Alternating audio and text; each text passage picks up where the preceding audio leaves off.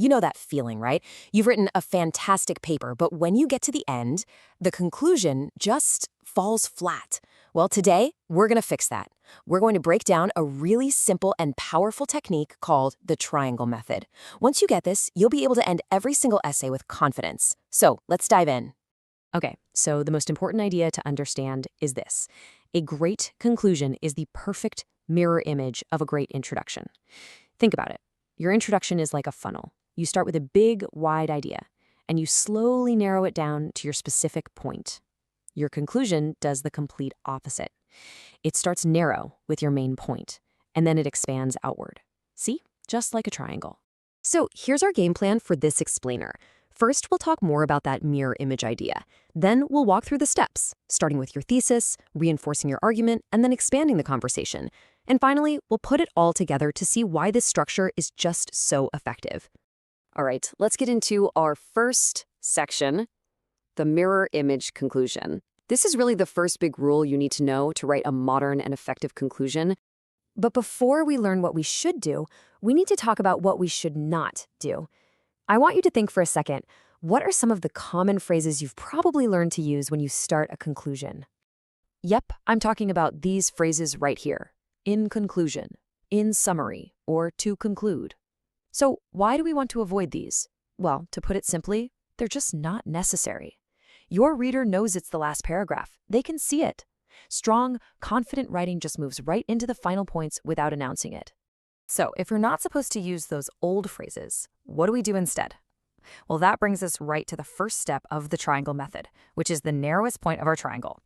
And step one is this: just restate your thesis. That's it. Your thesis is the main argument of your whole paper, so you want to bring it back one last time to remind your reader exactly what your point was.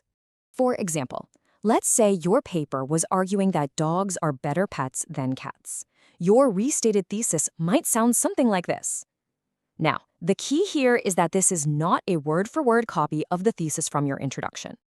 Just remember these 3 simple rules. You need to keep the exact same meaning, but you have to use different words. And, of course, no repetition. Your goal is just to remind your reader of your point, not to sound like a broken record. Okay, so we have the narrow tip of our triangle, the restated thesis. Now it's time to build out the middle part. This is where you're going to strengthen your argument and really show your reader that you know what you're talking about. This middle section does 3 important things.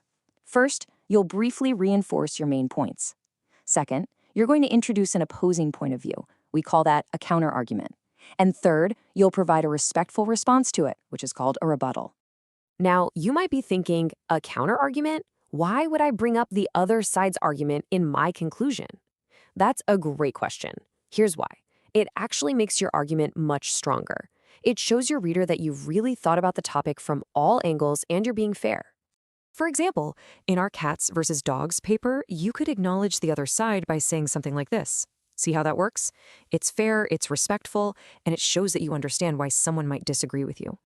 So after you've presented that counterargument, you need a rebuttal. This is your chance to respond to that other viewpoint and explain why your original position is still the most logical one. And here's what a good rebuttal might look like. It acknowledges the other point, that independence is a good thing, but then it gently guides the reader back to the main argument about the benefits of dogs. It's smart, and it makes your argument even more convincing. All right, we've arrived at the final, and in my opinion, the most powerful step. This is where we take our triangle and make it wide. This is the part that will leave a lasting impression on your reader. The final step is to expand outward. Your goal here is to give the reader some food for thought. You want to leave them with a bigger idea to think about now that your specific argument is done. You're basically answering the question, so what? So instead of just ending with dogs are great, you zoom out. This example here moves beyond the simple cats versus dogs debate and connects to a much bigger topic: how animals affect human well-being. This invites your reader to keep thinking long after they've finished your paper. And really, this final step is what separates a good conclusion from a truly great one. It broadens the topic, it encourages your reader to think more deeply, and it shows that you understand the bigger picture. You're not just ending the essay, you're extending the conversation. Okay, so now let's put all of these pieces together and take a look at why this triangle structure works so incredibly well. The real power of this method is in its flow. When you combine all the steps, you get a paragraph that takes the reader on a smooth journey. It starts with a very specific point about dogs, but as you can see, it ends by thinking about the much bigger idea of human relationships. It just feels complete and satisfying. And here we are, right back where we started, with our mirror image. Your intro moves from wide to narrow and lands on your thesis. Your conclusion starts with that thesis, summarizes your points, and then moves outward to a wider idea. This creates a wonderful feeling of balance in your writing. Ultimately, using this method shows just how skilled you are as a writer. It demonstrates that you can state your main point clearly, back it up with good reasons, understand that topics are complex, and think about the bigger picture. It really shows that you know how to build a well-balanced argument. So, the next time you're writing a conclusion, just remember the triangle. Start narrow and end wide. The only question left is, how will you use this structure to make your next conclusion leave a truly lasting impression?